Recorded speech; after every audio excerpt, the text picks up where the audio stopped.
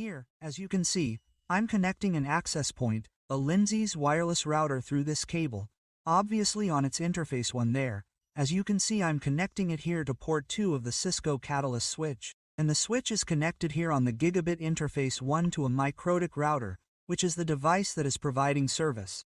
So, today, I'm going to teach you the configuration that we have to do here on the Cisco Catalyst Express switch, and obviously the configuration that we have to do on the Mikrotik router so that it can provide service through this gigabit interface to this Cisco Catalyst switch and, in turn, can also connect this access point so that all users can connect through the wireless network.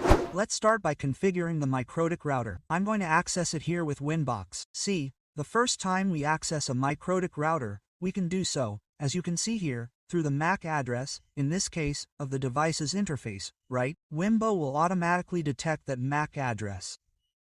We simply mark it here and click on Connect. There you see, it's connected. And now we're going to configure something important here. See, in IP, we're going to the DHCP client option.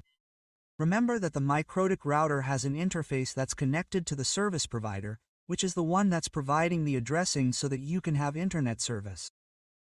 We usually have to configure the Mikrotik router's one interface as an HCP client. So, what we're going to do is click on HCP client in this plus symbol, and we're simply going to choose Internet 1, which is going to be our HCP client. We can leave the challenge as is. We have advanced DHCP, we'll leave it like that too. Status. Here we simply make sure that Ethernet 1 is checked, which is interface 1 of our Mikrotik router. Then, we simply click here on Apply and OK. You can see that I have automatically assigned it to my main router, in this case which is acting as the service provider. It has already assigned the address to interface 1 of the Mikrotik router. Obviously, the router will not have internet connectivity here. Now let's go to the options. In addresses, obviously, we will now be able to see the address that the main router, that is, the service provider, is assigning to our Mikrotik router, to interface 1. Very good. Now what I am going to do is click on this plus symbol and I am going to configure the LAN interface, which in this case would be, I am going to assign it an address of 192.168.2.1/24. In this case, here we have to assign the mask, okay, /24, and here in rec I am going to assign it 192.168.2.0.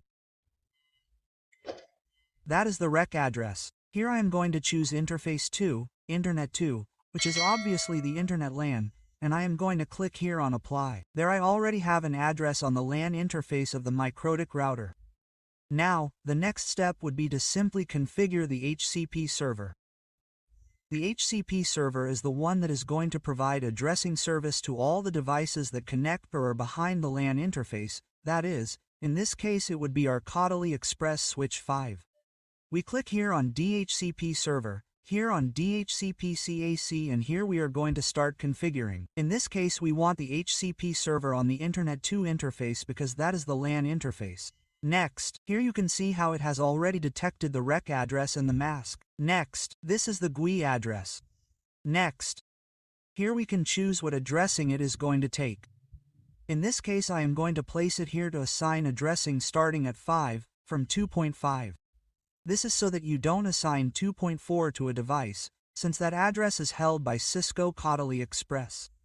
For all the people who, well, obviously watched this video and haven't seen the other 2 videos I've uploaded about Cisco Catalyst Express, I invite you to watch it so that you're obviously informed of all the configurations I've made on that switch. So, I've simply configured the address range. I'm going to click Next here. We'll leave the DNS server as is and simply click Next. This is the amount of time it's going to be active. We'll click OK. There we have our HCP server. If I go here to the browser and type 192.168.2.4 and press Enter, I should already have connectivity to the Cisco Catalyst Express switch. There I already have connectivity to the device as such. Obviously, all the users who are going to connect to Cisco Catalyst Express are not going to have internet connectivity. Next, we need to configure some settings on the Mikrotik router. We already have the HCP server, the HCP client, and the addresses configured. We need to configure the firewall, and the firewall is simply to grant permission for all users connected to the Mikrotik router's LAN, that is, all users connected to the Cisco Catalyst Express switch, to have access to the internet. So we're going to go to the NAC option, and in NAC we're going to click here where this plus symbol is. In the option here or in the general tab, we're going to leave it as it says SRC here. If you don't see this option, simply click here and check it here. OK, SRC. And we go to the option here of output interface, and we are going to configure that the output interface would be LAC 1 because Internet 1 is my interface 1.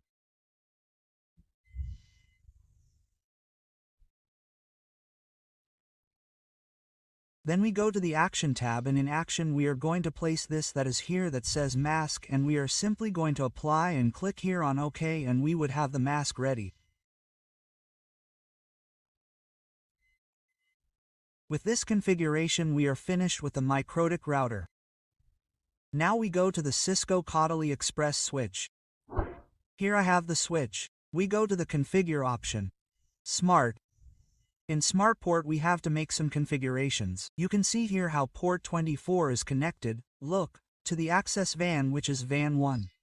But there is something very important. The configuration that we have to make in the Cisco Catalyst is the following. We have to configure, check the router option here.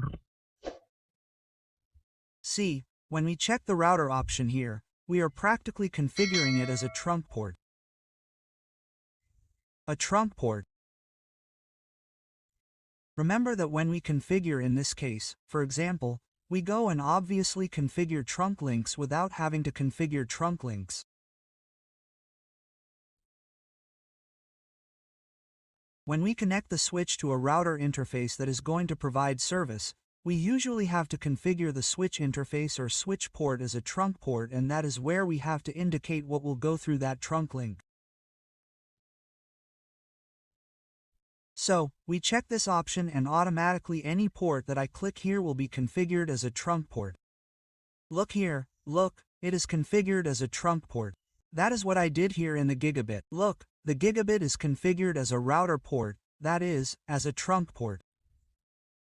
So, now you are going to see the configuration that the equipment makes to a port that is configured as a router port.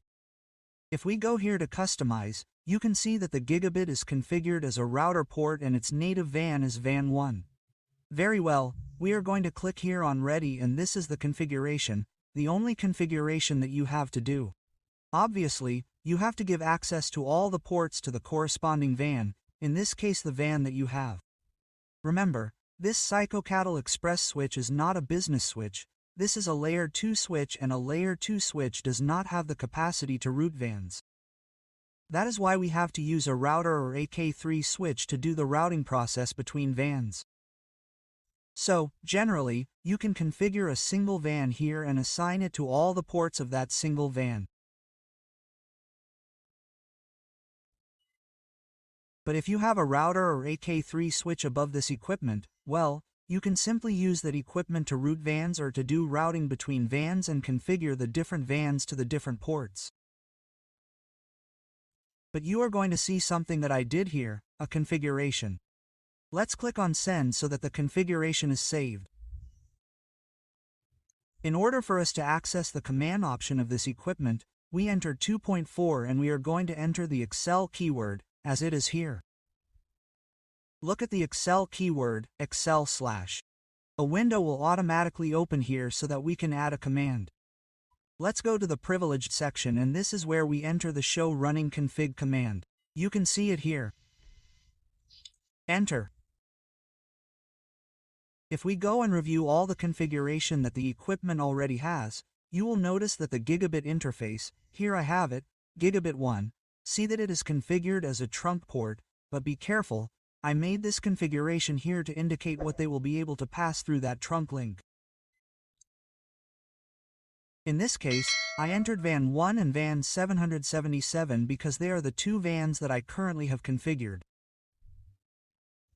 When I made the configuration here in the graphical interface and I set this gigabit port 1 as the router port, the initial configuration was this only with the switch in Tron mode. This configuration that is here, switch Tron to V77, I made it later. Okay, to indicate what ports were going to pass through that port. And here, as you can see, interface VAN 1, see that I have it configured with 192.168.2.4. It is for this reason that I had indicated that when the Mikrotik device connects to our switch or connects it, in this case, see that this is VAN 1, I am connecting it, see that on port 24 and port 24 is configured, see, in VAN 1. That means that VAN 1 or port 24 is already in the same network segment of the LAN network of our Mikrotik router. So, obviously that is why the equipment, the Catalyst Express switcher, is already connecting in the graphical interface. I'm doing this simply as a video tutorial, okay? Obviously I have to tell you that since VAN 1 is a default VAN on the device, you shouldn't take it as a user access VAN, you should configure other VANs. So, the only thing we have to do on the Catalyst Express switch is configure the gigabit port as a router port. Okay, the next step, I'm going to connect the Linksys router, which I already showed you at the beginning. I'm going to connect it to port 2. Remember that port 2, see that it's connected or configured in VAN 1. Now let's connect it to, obviously, do the tests and obviously connect to the Wi-Fi of that Linksys router to verify if I have internet connectivity.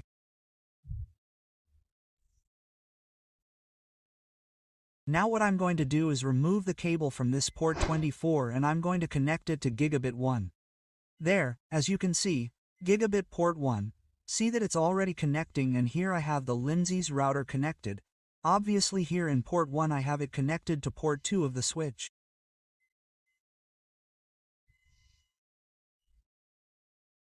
I'm going to connect this device to the power cable so it can turn on. You can see that port 1 is already turned on. The rest of the ports are turned on there, which means the device is now active. Now what I'm going to do is connect my cell phone to the Wi-Fi of this device to check what the address is on that interface 1.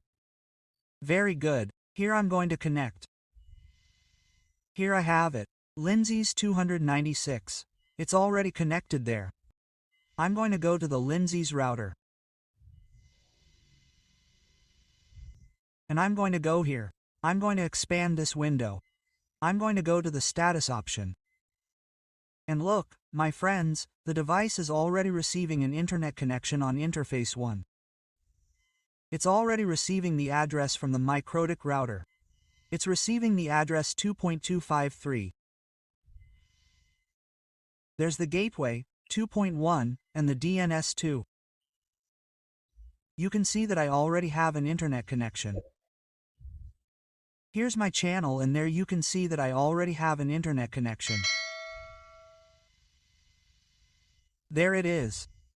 Here I'm going to update the graphical interface of the Cisco Catalyst Express switch.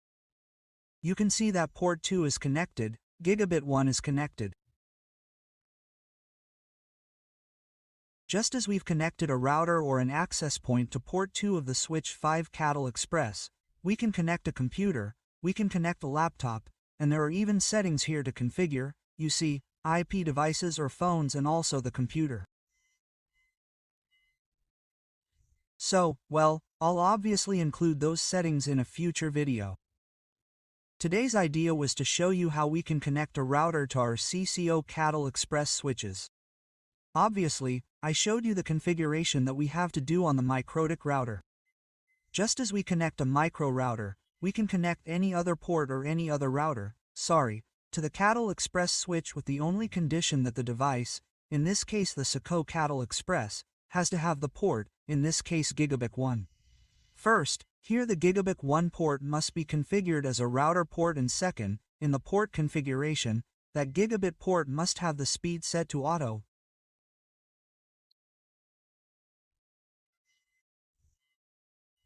Because the switch automatically negotiates the speed it is perceiving from the LAN interface where we are connecting it, or from the router where we are connecting it. Obviously, if we have the speed manually configured to 1 GB, the device will not connect. So it is better to leave it here on auto so that there are no problems. Well, my friends, that was all the video for today. I hope it is very useful to you and I will see you in the next one. Kocha.